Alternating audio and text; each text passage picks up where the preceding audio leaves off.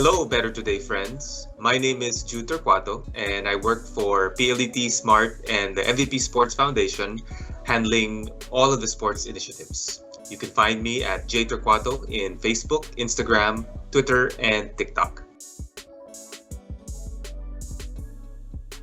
The MVP Sports Foundation was set up by our chairman, Manny V. Pangilinan, and our president, Al Panlilio, to really help Philippine athletes, both in the grassroots level and in the elite level, to be able to compete globally. So we combine both to be able to be proud of our athletes in the Philippines through sports.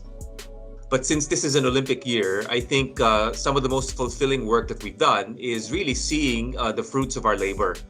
With Heidelin Diaz winning gold, with our boxers winning some medals as well, and with others performing very well as we supported them leading up to the Olympics with Kaloy Yulo, EJ Obiena, and even the golfers that we've supported. So I think for us to see the fruits of all of the support and all of the labor that we've had in helping these athletes train was really something that we're very, very proud of. Well, the MVP Sports Foundation and Smart Sports are very much involved in all of the national sports associations, all the coaches, all the trainers, all the athletes.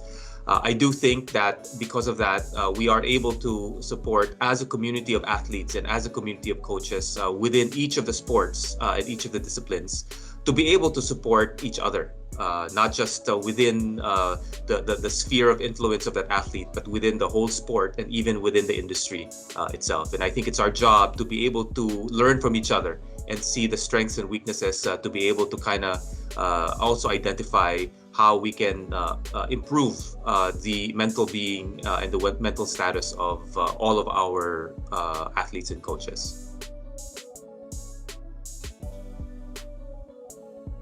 I think the pandemic has created a new set of challenges for our advocacy at the MVP Sports Foundation because these times it's more difficult for athletes to be able to train, to be able to get coaching, and we really needed to be more in touch with how to be able to support all of the training that the athletes need in order for them to perform. I think as an organization, it's really a realization on what athletes go through, knowing that it is very difficult to be able to go through this training and a competition by themselves, especially with, again, the new challenges that this pandemic has given. So for us, we really just need to realize and empathize with the requirements and the challenges put forth so that we can properly address and help all of the athletes. Especially with the PLDT and Smart being in the business of online, best for us to figure out how to connect people, how to connect athletes, and how to connect coaches in order for us to really be able to recognize what the needs are for mental health. I think conversation and communication is very important in being able to identify what each of the athletes need.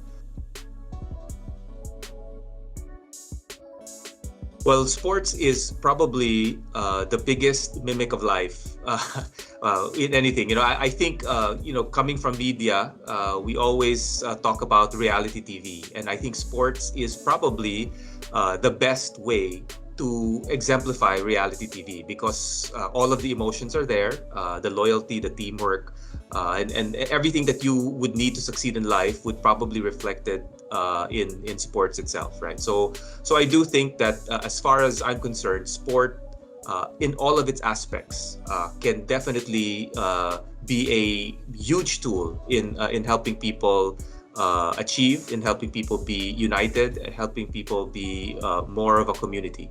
Teamwork is always something that communities and companies aspire for, and I think it's demonstrated the best through sports.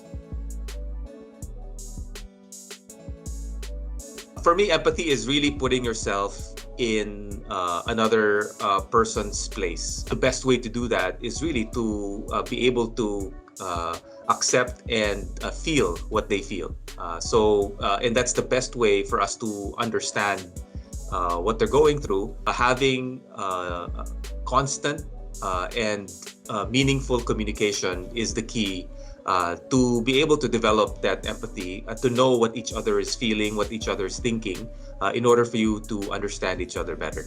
I think it's self-realization on what the challenges are and what the needs are, and that culture of always being willing to help, and always having and creating safe spaces for people to ask for help as well. I think that culture is very important for us to be able to help each other. I think for everybody who is experiencing a lot of challenges during these times, my main message is just to think that you are not alone. A lot of us are experiencing the same thing, and some of us are able to deal with it better than others. So I think having communication again, and being able to seek that help and communication will be very crucial in being able to deal with all these challenges. So for me, just thinking that hindi lang ikaw ang nakakaisip nito, hindi lang ikaw na nahihirapan ngayon, right? It's not just 1, 2, 3 people. It's really most people are having a lot of challenges, and if we can all help each other and really realize that we have the ability to do it, and others are willing to help us as well, I do think it will matter in the future in being able to get through all of these challenges and struggles. Hi, this is Bel Tiongco, VP and co-founder of Football for Humanity. In my past life, I was Chief Marketing Officer of a life insurance company, and I've been a communications and marketing practitioner all my life. I basically carry the same role for Football for Humanity. Football for Humanity exists because we believe that through sport and purposeful play, we can make positive change in society. We can help children overcome negative and adverse circumstances and give them a chance to attain a brighter future for themselves and their families through the power of sport.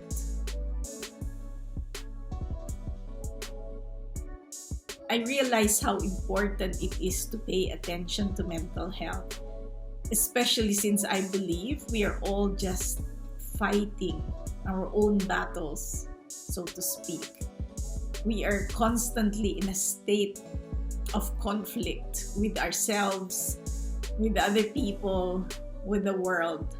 So there's a fine line between wholeness and conflict mentally. We are all in need of mental healing at one time or another. When the pandemic started, we were thrown into panic. Big, major panic. We were asking ourselves, how can we continue when we are not allowed to play? Can you imagine the conflict? How do we operate when we are not allowed to engage in face-to-face physical activity, which sport is all about? How can we reach out to the people who support us when their offices are closed? How do we reach out to the children? There are no children in the fields or in school. We thought it was going to be the end of our foundation, honestly. We thought it was going to be the end. Yet, ironically, we got the biggest surprise of our lives. The biggest gift of our lives. Our foundation found its biggest calling yet. And we were able to get the support of an amazing group of people whose only compensation is the fact that they are able to help and make life better for children, especially those whose families are adversely affected by the pandemic. Hi everybody, my name is Chris Thomas and I'm the founder of Football for Humanity. There are two passions which I have in my life. One is sport and the other one is improving people's lives. and this is the reason why Football for Humanity was created. Sport and play provide a safe space where people can come together with similar lived experiences, can make friends, build trust, and talk about underlying issues that people are facing in everyday life. Football for Humanity is not just about skills training, as you would find in a football club or something like this, but it's about social development and then the improvement of people's lives. It also becomes a platform where we can challenge inequalities, raise awareness about certain issues such as mental health, racism, and we can find ways to tackle that stigma that may be within sports and the wider community within society. Two examples I can use here. One is based in the UK. It's an advocacy that works with refugees and people seeking asylum, particularly those who have recently been evacuated from Afghanistan, and also those who've been isolated during the pandemic.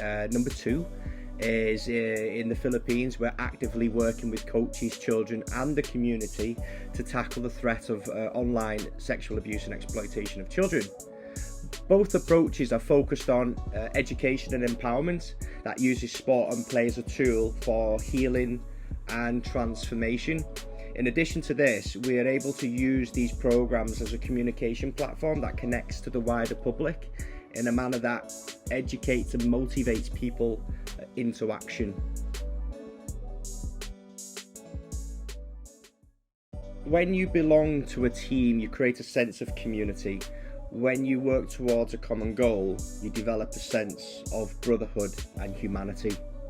That's why sport is so powerful. It draws the world together for the common good.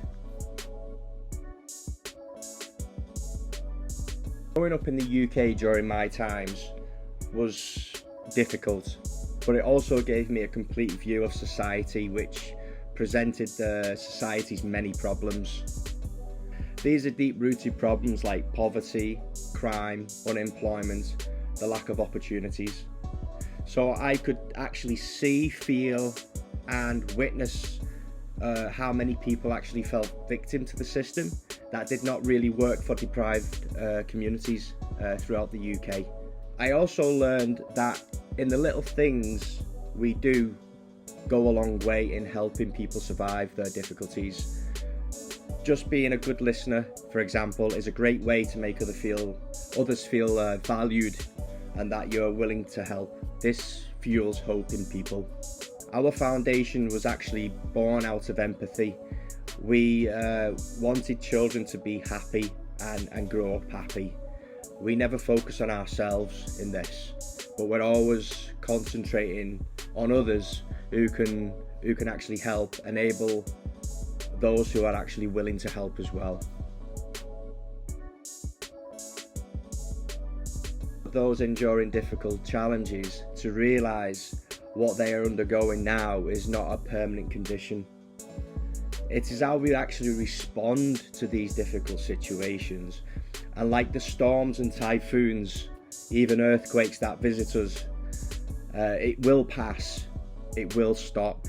There is light at the end of the tunnel. What is important is to survive, is to learn and grow much stronger.